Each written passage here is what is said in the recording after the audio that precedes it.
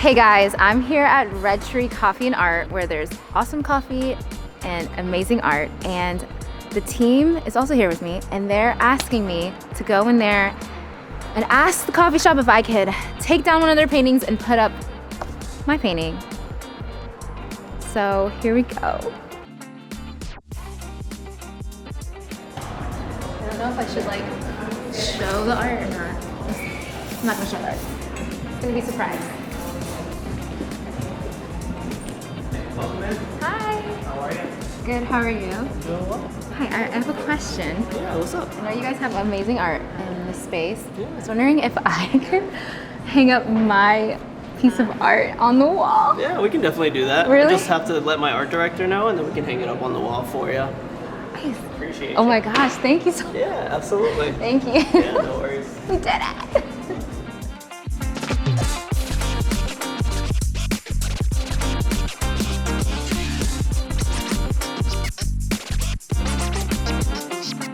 Hey, I'm Devo, and we are on this 21-day journey of what it looks like to find our true confidence. And we've talked about what it looks like to connect to God to find our confidence and understand what it means to internalize that. And today, I want to talk to you about what it looks like to actually live out your confidence every single day. If I can be honest, when I was in middle school and high school, I really struggled with being confident. I was very insecure, and I really desired to be liked by everyone around me. And this led me to almost being like a chameleon everywhere I went. I shape-shifted into different things that I felt like people wanted me to be.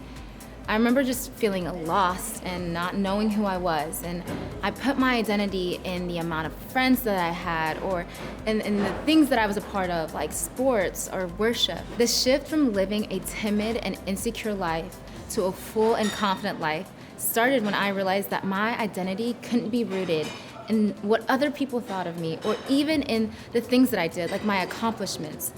For a long time, I felt this pressure to prove myself to be enough by caring so much about what other people thought and their opinions of me. It was exhausting. No matter how much I achieved or how hard I tried to be what I thought other people wanted me to be, it never felt like it was enough. The real change, I think, happened when I grew an understanding of who God was. I learned that God is a good God. He can't be bad. And I learned that God is the creator of all things in this world and in the universe. So if God is good and he's the creator of all things, that means he made me for a good reason. He didn't make me who I am by mistake. Philippians 1:6 says, being confident of this, that he who began a good work in you will carry it out to completion until the day of Jesus Christ.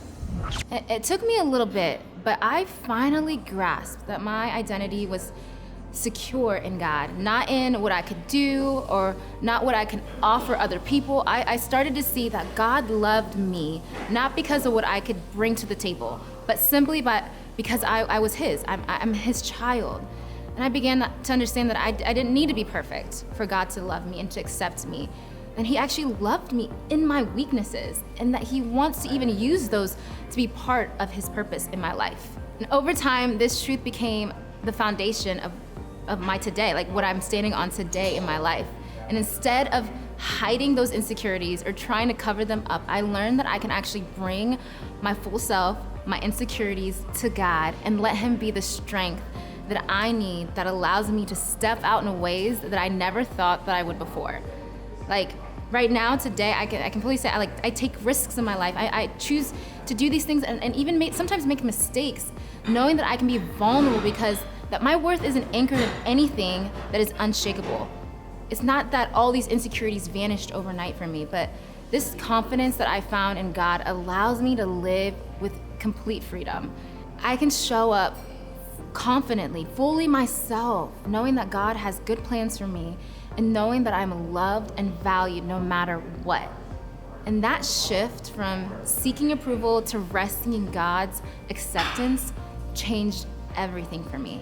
And now I try to live this out every day, with the confidence that God has given me by stepping into opportunities to be bold, to be real and authentic, even if it feels uncomfortable. Whether it's in my relationships or at work or my friendships or just in how I carry myself, it's all about how I choose to speak up, show up, be kind, encourage others, and not shrink back when I feel insecure or uncertain. I remind myself that I'm here for a reason and that I have something unique to offer and that God is working in and through me. And this is the same for each and every one of you. Living each day with the confidence you were created with isn't just trying to be perfect or having it all together. It's about choosing to trust that God has already placed worth and purpose in you. No matter where you are or what you're facing, let go of that pressure to measure up to the world's standards and lean into the truth of who God says you are. You are loved, you are chosen, you are enough, just as you are. When you face moments of doubt or feel tempted to compare yourself to others, just pause and remember that God's strength fills in where yours leaves off. His power is made perfect in your weakness. So you don't have to carry it all on your own, even when you feel uncertain. Remember that He has a plan for you, and you have a unique purpose that only you can fulfill. So take those bold steps, like speak out with courage and embrace who God has created you to be. Living this kind of confidence isn't always easy. It's not easy for me even now. And there'll be days where maybe your insecurities will creep in, but in those moments, go back to this truth. Let this be the foundation that grounds you and reminds you that you're deeply loved and you don't need to prove yourself because He's already given you everything you need to be living out confidently and fully walking in the truth every day. Know that you're exactly who God created you to be, and that's more than enough.